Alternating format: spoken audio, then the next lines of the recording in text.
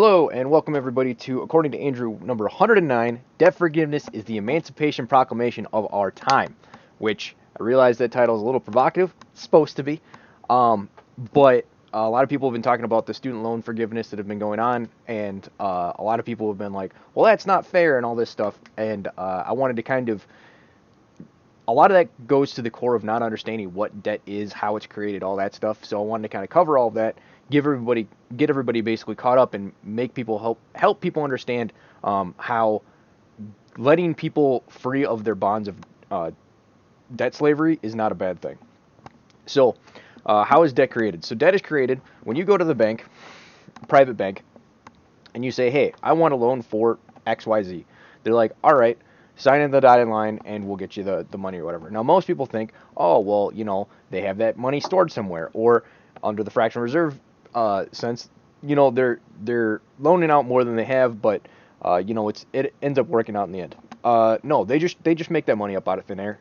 So basically, what happens when you sign a contract like that, you're effectively signing away and saying it's an indentured servitude contract. I promise to produce this much amount of uh, productive labor, and if I do, I get the shiny object that you are basically giving me for signing away my productive rights for however long it takes to fill this contract. And in the case of credit cards and stuff like that, it's incredibly predatory because credit cards are a little different. Like, they're not creating the debt out of nothing. They don't have that political privilege, but that's at such a high interest rate that the idea is that you're never supposed to be free of the debt bondage that you're under. And the whole idea behind being able to not foreclose, but default is that you can free yourself of this debt bondage. Well, guess what? That's not allowed with student debt contracts, which makes them highly immoral. Um, so that's how debt's created. So you're basically so all debt contracts are slave contracts. So when Abraham Lincoln signed the Emancipation Proclamation, he didn't actually get rid of slavery. Slavery just took a different form in the form of debt. So um, now that we kind of got that established, you need to understand that when people are upset and frustrated at all of this stuff, we there's a certain understandable aspect to it, but that's like slaves that filled their debt obligation being mad at slaves that got freed because, I had to complete my entire debt obligation and you didn't have to. And it's like, well, dude, shouldn't you just be happy that they no longer have to be slaves? Like, it's a very crabs in the bucket kind of mentality. Um, and people need to kind of understand that. And on top of that, most of the people that are complaining about this debt slavery didn't actually have to serve the same time, right? So you have the baby boomers. So, well, let's go back to the World War II generation, the Greatest Generation. They came through the Great Depression. They saw the cost of what debt does, and most of them didn't. After that, didn't really incur a lot of debt. Kept things pretty minimal, and if they did, it was in very particular circumstances. That was completely reversed with the baby boomer generation, who went up to debt into their eyeballs. But there's various things that made that debt very affordable when you compare it to things, and they didn't have to go into debt for things. The average home only costs 2 times an annual salary, so you could actually save up to buy a house. An average car only costs, a quarter of a yearly salary. Uh, Education could be paid for with a summer job. uh, what else is there? There's just, like, literally look everywhere, and now you have to basically finance everything because of how our debt system works. So the way debt works is debt has to continuously grow, um, and you have to create more and more new debt basically just to pay yesterday's obligations, because the interest rate makes it so that you need ever more increasing amounts of debt to be able to cover the costs of yesterday's accrued debt. And once that pops, which is what we're currently going through, you're going to see a massive reversal of that entire thing, and everyone's going to the only people that end up with anything are the people who issued the debt in the first place. And what did they even give you for it? They literally just made it up on the spot. So is it really? I don't think it's it's. I always laugh when people are like, "Oh, well, the bank took on a risk to give you that loan. What risk? They get to make up the money. They get paid on interest on top of that, and if you default on it, they get your stuff. There's literally no risk. Um, so that's how debt works, and those people that are kind of grabbing the bucket need to kind of understand that uh, you know when the debt cycle starts, it that debt is payable is in such a way that it can be paid back, but as it goes on and where it is at right now, it's never going to be able to be paid. That you can't work enough hours in the day, you can't do enough productive labor to be able to pay off that debt. And even if you could start paying it off, because the money at this point is the debt itself. As you pay it back, the debt load decreases. Well, that also decreases the money supply. So now there's less money to pay back the debt to begin with, and that causes this downward spiral called debt deflation, as defined by Irving Fisher, the economist in the 1930s, where the dollars that you have to pay the debt back with cost more and more money, so that it because there's less and less dollars going around, and that makes it so that you can never catch up to the amount of debt overhead, and eventually everyone has to default. And again, this creates a thing where guess who ends up with all the stuff? It's the bankers. Guess who's never gonna allow all the bankers to own all the stuff? Society. um, no one's just gonna let that slide. So it's a very societally destabilizing situation, and not one that you want to end up in. So like this idea that and that it costs that it's an issue is just not correct. Then on top of that, we have canceling debt is going to accrue all this extra tax money that it's going to cost to pay this thing, but that's not actually true. To not collect on a debt doesn't actually cost you anything. So if you are someone who owns a debt, and let's say you gave your buddy $20, and then you decided, you know what, dude, I forgive that debt. You don't have to pay me back. Does anyone else have to pay you back that like $20 that you said you don't have to, that he doesn't have to pay you back for? No, there's no cost on a third party. So currently the debts are on the government books, and if the government decides not to collect on that debt, that doesn't cost the taxpayers anything. It's just them deciding, you know what, I'm not going to pay back this debt. Now, there are some question marks as to who actually has the debt on their books. Is it the government? I know the government took over the loans back during Obama's era with the Fed loan stuff, but that doesn't mean that they didn't sell on that debt to a third party. And if that debt was sold on to a third party, the government deciding not to collect their debts, if they don't reimburse the person that is currently holding that, basically then that debt is that person that's holding that bond is going to basically end up with nothing. But that's supposedly the risk that you're carrying, is that you're not going to get paid back.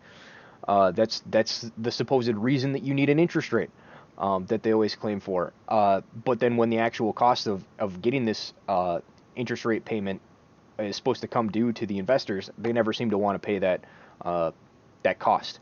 So I say let the investors burn. That was supposedly the cost that they paid, and they got bailed out last time in 2008. Well, guess what? You're not getting bailed out this time, or at least that's my opinion. We'll see what actually happens. Now, the problem is when you do that, there's going to be a lot of other people that get burned. You're going to have to figure out some kind of compromise there, because if it's not just because everyone's an investor now everybody that gets burned is like you're going to have nobody have a house kind of thing. And that's the whole great reset. You'll own nothing and be happy, except again, no one's going to put up with that. But that is how they're going to, the whole you own nothing and be happy is basically, that is debt slavery. We already own that. We already have that. Everyone's not everyone, but there's enough people within American society and worldwide that are enslaved by debt that they already don't own anything. They all have debt obligations, and until you're free of all that debt, you never actually own the things that you supposedly own. And the only difference is you're just not happy. So there's that. I wanted to read a excerpt from someone Vox had kind of posted about student loan forgiveness, and this guy wrote a really good thread on why it's a good thing to forgive the debt. So I want to just kind of read this little thing. The thing is, Vox is very correct. Forgiving student loan debt is deflationary. Erasing debt is literally removing money from the system, despite the money being fake and gay. This means that there is less money to go around, and thus services and products required less of it to buy. Therefore, if you are someone who doesn't have debt, chances are you have savings, and that means that your savings are finally going to be rewarded, because this deflationary pressure that's going to be coming is going to increase the amount of value that your savings has. It's just like if we got $1 trillion cash. It's just like if we got $1 trillion in cash and burnt it all. The relative strength of the remaining notes is now stronger, as there is less of it in the economy. It is very simple stuff, really. Of course, this is the economy. Money does not work like that. It is literally made up numbers on a spreadsheet. It doesn't exist in the same way that cash does, but it makes for a useful analogy. The real issue here is the battle between your logical understanding and your emotional reflex to hate the idea of it. I will freely admit that it sucks. It feels very unfair, because it is unfair that people are getting their debts forgiven in the theoretical expense of the taxpayer, especially when more sensible people either didn't get in debt or paid it off by living very frugally. Add to the fact that we know that the vast majority of the students are going to be blue-haired human detritus who wish us all dead if they could have their way. Again, I admit the facts does suck, but ultimately we're going to have to step out of the mindset and look at the bigger picture and understand that you don't that you got to just rip off the Band-Aid. This whole situation was brought about by the by the government and the greed of the college industry. Many decades of past since universities became the place of learning and for the good of society. Now it is just a multi-billion-dollar racket. The situation should never have been allowed to happen. After the debt is forgiven, it is very important that the entire university cabal be taken down. There should be no loans given by the government. And that's the other thing that I do agree with people, is they're like, oh, well, you can't just forgive it's like 2008. You can't just bail out the banks and then not do anything to not allow the same issue that created the problem in the first place to occur again. You can't just write off the debt and then allow the system to just continue. Allow the system that created the problem in the first place to just continue as is. You have to figure out a new system for doing that. I would say the best way to do it is limit all debt to productive enterprises. That would severely shrink the amount of debt that's able to be taken out in the first place. But in terms of actually making sure that happens, that's kind of harder to do. All further education loans should be completely private, so that the banks have to know that they will get their money back, which will ensure people aren't getting in debt for garbage degrees. You also have to let people default on their degrees. It also means universities will have to be competitive with their pricing. I am also, in theory, not against the government giving grants for in-demand industries if it helps the economy overall, although I wouldn't trust the current government to determine this given their agenda. Stop being so overly emotional retards and see the big picture. Just accept that it needs to happen. A society cannot grow and thrive when entire generations of young people start their lives living six-figure debt, which they will not be able to pay off. It crushes their soul, stops them from having families, and in the long run will hurt you more than the short-term it's not fairism of having to bite the bullet. Yes, most students are retards, but put the blame where it belongs. And then Fox adds, I go considerably farther with regards to education policy. All student loan debt should be banned. It is not only usury, it is particularly wicked from the usury because it is unnecessary. The entire edifice of education credentials need to be toppled. It is already in the process of collapsing because it is totally useless and accomplishes nothing except giving the SJWs in corporate HR an excuse to prevent the hiring of productive people from whom they disapprove for one reason or another. Remember, once convergent institution loses its ability to perform its preliminary function. Therefore, every converged institution should be eliminated, not fixed, eliminated, for being no longer fit for cause. And if you want to learn more about the convergence, he's mainly referring to corporate cancer. He defines that as basically converging and trying to fit the narrative over doing its productive enterprise from which it had set out for, and therefore makes the institution not be able to function in its original capacity. Anyway, good book. Do recommend reading. So that's kind of the synopsis of the whole thing. You need more debt to be able to pay off the other debt. It sucks that some of this has gotten to this point, but understand that to not because one slave decided to ended up serving 30 years and another one got freed after 10, doesn't mean that you should have the one that only served 10 years enslaved for an extra 20 years. Just because it's fair doesn't mean it's just, and that's something that people need to think about when this kind of idea comes up. I know there's that initial emotional flare of it's not just and stuff like that, but it's something to consider and contemplate, and hopefully you guys learned something about how debt and all that stuff works as well.